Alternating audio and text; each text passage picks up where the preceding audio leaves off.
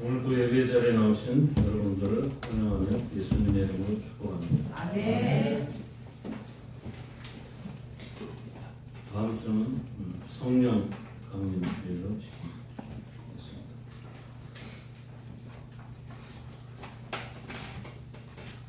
오늘은 예수님께서 십자가에 대해서 마지막 숨을 거두시는 장면과 또 무덤에 장사되는 장면을 함께 살펴보도록 하겠습니다.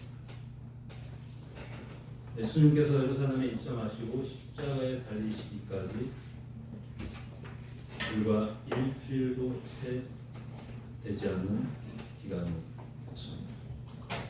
얼마나 사건이 긴박하게 진행되고 있는지, 예수님을 붙잡을 당시에는 거의 밤을 새면서까지 불법으로 재판을 열고 예수 죽이기에 혈안이 되어 있었습니다. 유다의 배신을 기점으로 예수님이 체포되고 밤새도록 대제사장에게 또 빌라도에게로 헤롯에게 또다시 빌라도에게 그리고 결국 십자가에 못 박히도록 내어주는 그 일은 하룻밤 사이에 일어나게 되죠. 그리고 날이 밝아 골고다 형장으로 십자가를 지고 가시게 되는 것입니다. 한 장면 한 장면들이 일사천리로 신속하게도 그리고 긴박하게 착착착 진행되고 있는 것입니다. 골고다는 성경에서 헤볼이라는 장소로 번역하고 있습니다. 13장 32절에 보면 그렇게 나와 있죠. 또 다른 부행학자도 사형을 받게 되어 예수와 함께 끌려가니라. 헤볼이라는 곳에 이르러 거기서 예수를 십자가에 못 박고 부행학자도 그렇게 하니 하나님 편에는 헤볼, 골고다. 그 영어로는 갈골이라고 해요. 갈골. 그러니까 예로부터 이곳은 처형 장소로 사용되었고, 그리고 처형당한 시신들은 그곳에 그냥 버려졌다. 그리고 짐승들의 먹잇감이 되기도 했습니다. 그래서 이제 헤볼이 즐비하여 생긴 이름이라는 그런 설도 있고, 실제로 그 지형이 헤볼을 닮은 그런 지형이기 때문에 그렇게 부르기도 한다는 것입니다. 골고다는 일반 적범이나 평범한 죄수들이 처형당하는 곳이 아니었습니다. 흉악, 정치적 반역, 특히 로마에 항거하는 아주 중재인들을 처형하는 곳이었습니다. 그때 그곳에 예수님이 처형당하시게 된 거죠. 예수님의 제명이 뭐였죠? 하나님의 아들이라고 하는 신성 모독. 그래서 분명 그 로마인인 빌라도에게는 예수님이 죄인이 아니다. 유대인들의 그 종교적인 사안이지 로마의 법으로 다룰 문제가 아니었던 것입니다. 그래서 또 유대인들이 또 뭐라고 고소하냐면 그리스도, 메시아, 그 자칭 유대인의 왕이라고 한다는 거죠. 왕이라는 왕. 가이사 외에 왕이 없는데 자신이 유대인의 왕이라고 한다면 그거야말로 반역 중에 반역이 아니라는 그런 주장인 거죠. 근데 그러면서 빌라도를 위협하죠. 만일 이 사람을 놓으면 당신은 가이사의 출신이 아닙니다. 충동질하는 거죠. 그 말에 조금 흔들렸는지 빌라도가 소심하게 한마디 합니다. 내가 너희 왕을 십자가에 못 박아요. 그죠? 아니 너희의 구원자 메시아 그리스도 너희의 왕이라고 하지 않느냐. 그런 그를 이방인인 내가 못 박아야 하느냐. 그렇게 말하죠. 그랬더니 또 뭐라고 대답했다고요? 아주 충격적인 대답을 하죠. 가이사 외에 우리에게 왕이 없나이다. 하나님을 왕으로 모시고 섬기는 신정 국가인 이스라엘 선민이 가이사를 왕으로 숭배한다고, 또 황제를 숭배하는 우상 국가가 되어버린 것입니다. 그리고 빌라도는 이에 예수를 십자가에 못 박도록 그들에게 명령 주니라. 그러니까 이런 전체적인 그림을 보면 정작 유대인들은 자신들의 손에 피 하나 안 묻히고 그리스도를 죽입니다. 고함만 치르죠. 고함만 치르죠. 소리 지르고 윽박 지르고. 그래서 성경의 증언이 뭐라고 되어 있죠? 그들의 소리가 이긴지라 라고 합니다. 그러니까 누가 더 흉악합니까? 전형적인 사탄의 수법이죠. 뒤에서 교묘하게 조종하고 충동질하고 위협하고, 그러니까 거기 한번 걸려들면 집요하게 끌려다닌다. 코가 뺀다고 하죠. 정신 바짝 차리지 않으면 속수무책으로 당하기 일쑤입니다. 우는 사자처럼 삼킬자를 찾는다고 하는데 대충 어느 정도 그냥 신앙생활 하는 것만으로 그런 걸 감당하지 못한다. 우리는 나보다 한 수 위인 그 사람에게도 넘어설 수 없는 벽이 있는 거예요. 근데 공중의 권세 잡은 자, 사망이 왕노릇하는 세상에서 대항할 수 있는 힘과 능력, 우리에게는 아무것도 없습니다. 우리 스스로 세상의 권세와 맞서 싸울 만한 어떤 미미한 힘도 견줄 만한 파워도 아무것도 갖고 있지 않다는 것입니다. 거기에 대한 확실한 증거가 뭐죠? 모든 인생은 죽는다는 것이죠. 그거보다 확실한 증거가 없었어요. 여기서 왜 죽어야 하느냐고 항변한다면 그는 아직 인생을 모르는 사람일 것입니다. 사는 동안 열심히 살아야 하겠지만 죽고 싶어 사는 사람은 없을 것입니다. 모두 다 살고 싶어 죽음을 두려워합니다. 그렇다면 죽음을 넘어서는 무언가가 있다면 우리에게는 희망이 있는 것입니다. 우리에게는 희망이 있다는 것입니다. 사망을 이기는 힘, 죽음을 넘어서는 능력. 그래서 때때로 어떤 사람은 자신의 진실을 밝히기 위해서 죽음을 선택합니다. 어떤 그 진리의 자유를 위해서 기꺼이 투심하기도 합니다. 죽음으로 증명이 되는 그런 극단적인 경우의 힘도 있다는 것입니다. 그러나 그렇다고 세상이 변하지 않습니다.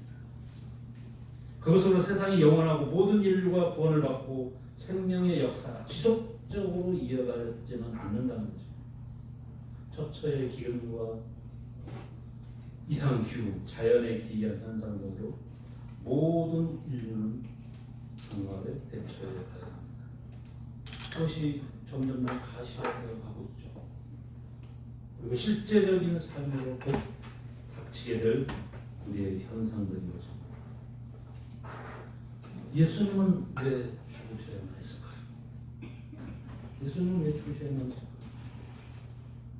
바로 그 질문은 우리는 왜 죽어야 하는가의 질문과 똑같은 답을 얻게 될 것입니다. 죽음을 이기는 것은 다시 살아나는 것밖에 없어. 죽음을 이기는 것은 그렇지 않습니까? 물론 생명의 탄생이 신비롭지만 그 신비가 죽음을 이기는 것은 아닙니다. 다른 얘기죠. 다시 말해서 죽는다는 것은 생명의 시작이 전제되는 것이죠. 생명의 시작이 전제되어야 합니다. 탄생이 없이는 죽음이 있을 수 없습니다. 태어났기에 죽는 것이죠. 태어나지 않았다면 죽음도 없는 것이죠. 결과적으로 어울리지는 않지만 죽음이 시작되는 탄생이 된다. 그래서 사망을 이기는 유일한 방법은 다시 살아나는 것밖에 없습니다.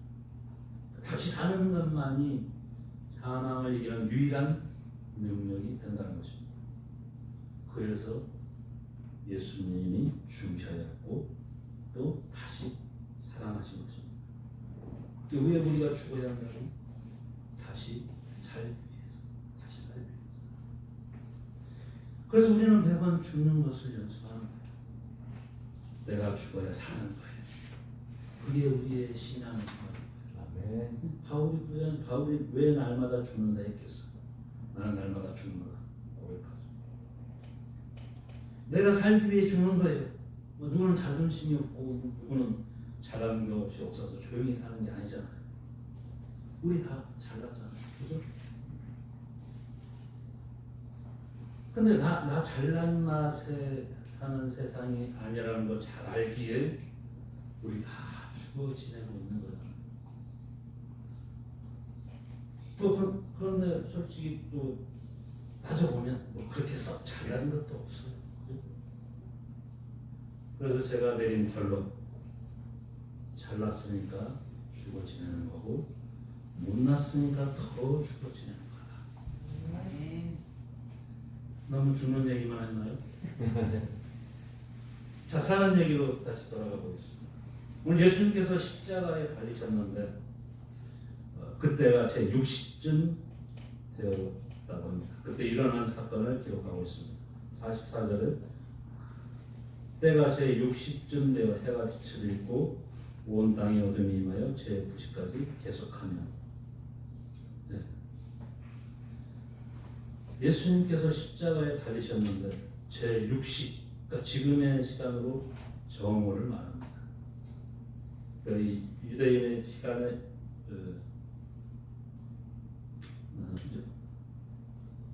제 90이 60이니까 6시간을 더하면 지금의 시간이 됩니다. 그러니까 정오죠. 해가 가장 밝아야 하는 시간을 말합니다. 그때 어둠이 임했다고 합니다. 그 어둠이 제 90까지 계속되었다고 하는 것을 봤을 때 보통 그 자연현상에서나 볼 수 있는 뭐 개기일식이라든지 그런 일시적인 현상 중에 하나는 아니었던 것 같습니다. 그러니까 3시간 동안 지속된 어둠의 현상. 그러니까 여기에 대한 많은 학자들의 공통된 해석이 성자 예수님의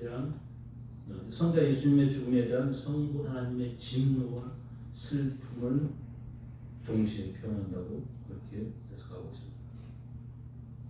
아들의 죽음 앞에 견딜 수 없는 아버지의 마음, 그 마음을 어둠으로 표현했다고 하는 거죠. 이런 이례적인 초자연적인 현상을 하나님께서는 종종 사용하셨습니다. 출애굽 때에도 이와 같은 그 어둠이 온 땅을 뒤덮었었죠. 10가지 재앙 중에 하나였던 흑암.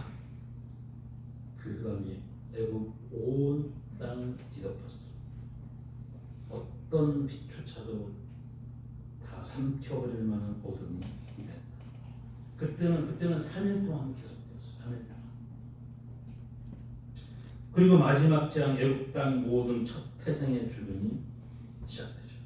모든 장자의 죽음, 각축의 처음 난 것까지 모두 다 죽는 재앙이 임합니다. 물론 이제 그 사건과 꼭 대비시킬 수는 없지만 예수님께서도 어둠이 임하고 그리고 난 후에 숨을 거두십니다. 그리고 이전에 45절 한 절도 보면 성소의 휘장이 한 가운데가 찢어지다라고 되어 있습니다. 그러니까 이때 휘장은 아마도 지성소를 가리고 있었던 휘장을 말할 것입니다. 1년에 딱 한 번 대제사장이 백성들을 대표하여 속죄제를 드리러 들어갔던 하나님의 언약궤가 있고 하나님의 임재의 상징인 지성소, 대제사장에게는 허락된 그곳이 영원하고 완전한 우리의 대제사장이신 예수 그리스도께서 활짝 열어놓으신 그 사건으로 그런 상징적 의미로 성소의 휘장이 갈라졌다. 그래서 누구나 직접 하나님 앞에 나아갈 수 있게 됩니다. 그 거룩하심과 영광스러움의 찬양, 하나님의 임재를 경험하는 놀라운 은혜를 우리가 입게 된 것입니다. 거룩해져. 하나님의 영광, 하나님의 임재를 경험하며 거룩의 옷을 입는 거죠. 그러니까 성도의 가장 큰 아이덴티티가, 성도의 가장 큰 정체성이 뭐냐면 거룩입니다. 거룩. 하나님의 영광을 경험한 자, 하나님의 임재를 경험한 자. 그래서 거룩하지 않을 수 없는 거예요. 성도의 삶. 거룩에 대한 가장 대표적인 설명은 뭐예요? 구별된 거죠. 구별된. 우리가 따로 하나님의 것으로 구별하는 것, 그죠? 아니면 하나님께서 다른 것과 구별하여 다루시는 것. 그래서 우리가 드리는 11조. 그래서 우리가 드리는 11조가 하나님의 것으로 거룩하게 구별해야 된다고 하는 거죠. 그 연습을 하는 거예요. 그런 연습들을 하는 거예요. 하나님 또한 우리를 그렇게 많은 것들 중에서 특별하게 거룩하게 구별하여 소중하게 다뤄주신다는 것입니다. 그러니까 우리의 인생에는 뭐 연습이 없다고 하지만 우리 성도에게는 이 땅을 살아가는 시간이 천국에서 삶을 연습하며 살아간다. 그렇게 생각하시면 훨씬 더 유익하고 복된 인생을 살게 될 것입니다. 그러니까 우리의 인생은 기회인 거예요. 기회. 그래서 소중하고 구별되고 귀하고 거룩하고 영광스러운 보배 같은 인생을 사는 것이다. 46절. 예수께서 큰 소리로 불러 이르시되 아버지 내 영혼은 아버지 손에 부탁하나이다 하고 이 말씀을 하신 후 숨지시니라. 예수님께서 십자가에 달리신 후 줄곧 시편의 말씀들을 암송하셨어요. 시편 22편과 69편. 복음서들을 종합해서 살펴볼 때 예수님은 몇 차례 큰 소리로 성경도 암송하시고 기도도 하신 것으로 그렇게 살펴볼 수 있습니다. 예수께서 큰 소리로 불러 이르시되, 어떤 사람이 그 죽음을 눈앞에 둔 극한의 상황에 다다르면 모든 것을 포기하게 되는 그런 단계에 이르기도 한다. 마지막 호흡을 하거든요. 모두 다 내려놓는, 그리고 들숨을 쉬며 인정을 나눈다고 합니다. 근데 그럴 경우에는 거의 작은 소리, 마지막 당부의 말이라든지 유언을 하기도 하는데 큰 소리로 하는 경우는 거의 없다는 거죠. 근데 유독 삶에 대한 그런 애착이 강한 경우에는 소리도 지르고 한순간이라도 더 살겠다고 발걸음을 지급하고 그러는데, 그럴 때에도 큰 소리로 하는 것은 아주 드문 경우가 하는 것입니다. 우리는 예수 믿는 사람들답게 잘 죽어야 합니다. 아멘.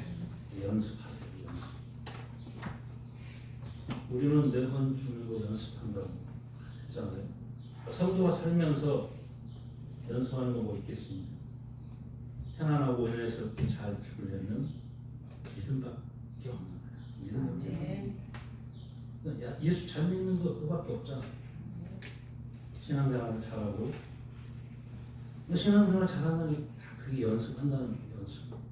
훈련이 잘 되는 군사와 이제 들어오는 실천과 실전에서 누가 더 강하고 있어? 우리 모두 다 그리스도의 군사라고 하잖아요. 군사는 잘 훈련돼야 돼요. 연습해야죠. 예수님께서 십자가에 달리신 시간은 제3시. 다른 마가복음에 보면 제3시에 예수님께서 십자가에 달리셨다고 기록되어 있습니다. 그러니까 지금 시간으로는 9시가 되겠죠. 아침 9시. 그리고 어둠이 임하는 시간은 정오. 그리고 숨지신 시간은 오후 3시 정도. 그러니까 몇 시간 동안 십자가 달려 계신 거죠? 6시간? 네, 6시간. 정신 좀 쉬고 이러시면 안 됩니다. 잠들었어요. 아침 9시에서부터 오후 3시까지 6시간 동안 십자가 달리신 거예요. 오늘 누가의 표현대로라면 아버지 내 영혼을 아버지 손에 부탁하나이다 하고 이 말씀을 하신 후 숨지십니다. 이렇게 되어 있습니다. 다 이루었다는 말씀도 아마 이 말씀 전부로 쳤을 것입니다. 우리가 주목해 보고자 하는 부분은 이거죠. 예수께서 큰 소리로 말씀하셨다는 부분. 예수님은 그만한 기운이 남아 있으셨을까요? 밤새도록 기도도 하셨고 이리저리 끌려다니셨고 채찍질에 온몸은 만신창이가 되고 그럼에도 큰 소리로 말씀하실 수 있다는 것은 무엇을 의미하실까요? 우리는 너무 쉽게 성경의 사건들을 쉽게 지나쳐가는 경향들이 많습니다.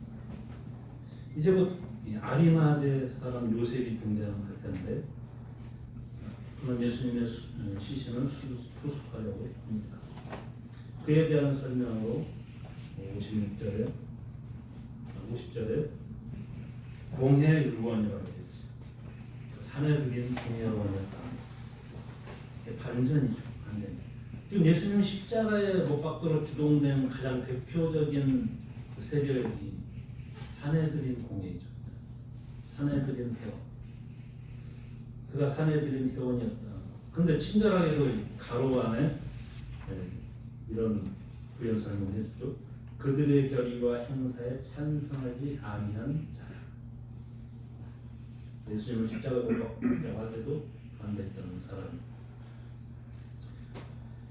다른 부분 순서들을 첨부하자면 그동안 산에 들인 공회원이었지만 몰래 예수님을 따르며 제자의 삶을 살던 자였었고 예수님이 죽으신 후에 용기를 내어 자신의 신분 노출의 위험도 무릅쓰고 빌라도에게 가서 예수님의 시신을 달라고 정식 장례 절차를 따라 자신이 준비한 자신의 무덤, 새 무덤이죠.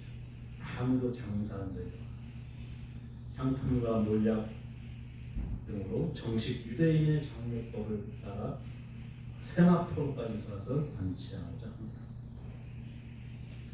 당시에는 자신의 무덤을 가지고 있다는 것은 보통 체력이 아니라는 것입니다. 우리가 지난 시간에도 고레네 시몬에 대한 이야기를 하면서 그는 언제부터 준비된 자였을까? 라는 물음을 하게 되었는데 이 아리마대 이 사람도 아리마대 이 요셉이라는 사람도 언제부터 준비된 사람이었을까? 그가 아니었으면 예수님의 시신은 골고다 현장에 버려졌을지도 그냥 버려졌을지도 모르고 그렇게 되면 성경의 퍼즐들이 헝클어지죠. 하나님의 시간, 하나님의 약속, 하나님의 일하심은 한치의 오차도 없이 진행됩니다. 우리의 그 망망대해와 같은 그런 수많은 시간 사건, 수많은 경우 조건, 어떤 환경, 그 모든 인생을 뚫고 임하시는 것입니다. 변함이 없이, 변함이 없이, 피곤치 않으시며 고단치 않으시고 졸지도 주무시지도 않으십니다. 그분의 행사를 이어가시는 그 안에 우리의 인생이 담겨 있는 거죠. 그러니까 뭐가 부족하겠어요? 뭐가 모자르고 뭐가 불만족하겠습니까? 언제부터 아리마대 요셉은 아마 작은 변화가 있었을 것입니다. 자신이 가지고 있는 것, 자신이 할 수 있는 것, 자신의 삶을 통하여 하나님의 일하심에 동참하고 싶은 그 열망이 자라고 있었을 것입니다. 그동안은 차마 사내들인 공연이기도 하고 신분도 있고 명망도 있어서 그래서 예수님을 나서서 따르기에는 좀 용기가 선뜻 일어나지 않았지만 예수님이 죽으시는 모습을 보고 예수님이 십자가에 달려 아무 죄 없이 자신의 운명을 스스로 감당하시는 모습을 보고 불릴 듯 믿음의 용기가 생겨났는지 다른 제자들은 다 도망가고 말았잖아요. 이제 아리마대 요셉은 진짜 예수님의 제자가 되고 싶었죠. 그리고 예수님의 시신은 정성스럽게 정상적인 유대인의 장례법에 따라 장례를 하시고자 합니다. 그러니까 다른 제수들의 그 죽음과 예수님의 죽음이 똑같이 취급당하는 것이 견딜 수 없었을 것입니다. 그래서 의인의 죽음에 걸맞는 장례를 치르고 있는 것입니다. 그래서 빌라도를 찾아갑니다. 이 부분은 마가복음을 한번 참고해 보겠습니다. 마가복음 15장. 아리마대 요셉이 예수님의 시신을 가지고 장례를 치르기 위해서 빌라도를 찾아갑니다. 마가복음 15장 43절. 아리마대 사람 요셉이 와서 단골이 빌라도에게 들어가 예수의 시체를 달라 하니 이 사람은 존경받는 공회원이요 하나님의 나라를 기다리는 자. 자, 그 다음 구절 44절. 빌라도는 예수께서 벌써 죽었을까 하고 이상히 여겨 대부장을 불러 죽은 지가 오래냐 묻고 대부장에게 하라고 한 후에 요셉에게 시체를 내주는 자. 근데 빌라도가 이상히 여기서 벌써 예수가 죽었다고? 예수님께서 몇 시간 동안 십자가에 달려 계셨다고 그랬죠? 6시간. 근데 보통 십자가에 달리면 하루 정도 버티다가 죽는다. 짧으면 12시간. 그런데 빌라도가 이상히 여긴 게 아니 벌써 6시간 정도밖에 안 지났는데 그래서 백부장을 불러서 확인하죠. 그리고 난 후에 아리마대 요셉에게 시체를 내주었다고 합니다.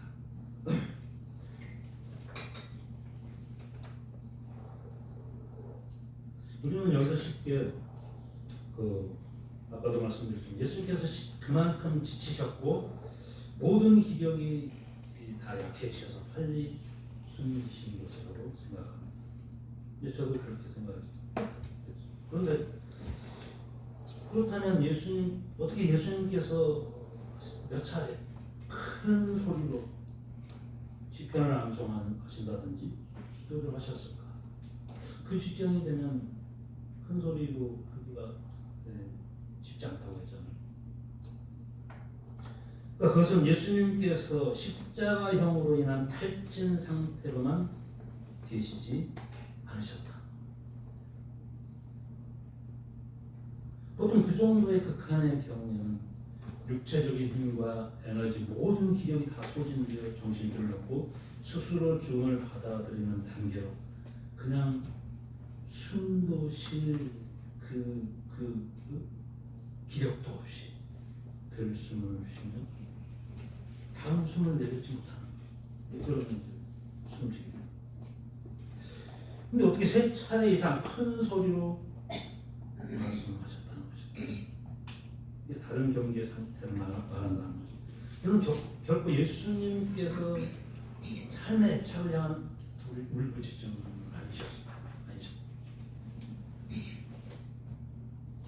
그러셨으면서 십자가형으로 인한 그 고통으로 죽으신 것도 아니라 뭐냐면 스스로 죽음을 발행하셨다. 스스로 온 인류의 구원을 위해 죽으시기로 작정하셨고 그래서 스스로 받아들이셨으면 스스로 그 죽음을 결행하셨다는 것입니다. 이 부분에서 어떤 주석가의 해석이 참 와닿았습니다. 들어보세요. 주께서 큰 소리로 외치셨다는 것은 십자가형에 의한 죽음에 일반적으로 따르듯이 그런 탈진 상태에 있지 않으셨다. 주께서 더 이상 생명을 연장시킬 수 없음에 포기하고 내려놓으시는 것도 아니며 주께서 스스로의 의지로 죽음을 결행하시는 것이다. 주께서는 죽기로 결심하셨기에 죽으셨고 사람들을 사랑하시고 구원하시려고 하셨기에 죽음을 결행하신 것이다. 이처럼 원하던 때 쉽게 잠드는 분은 누구실까? 이렇게 죽는다는 것은 헤아릴 수 없는 큰 능력이다. 우리 다 조용히 눈을 감아보도록 하겠습니다.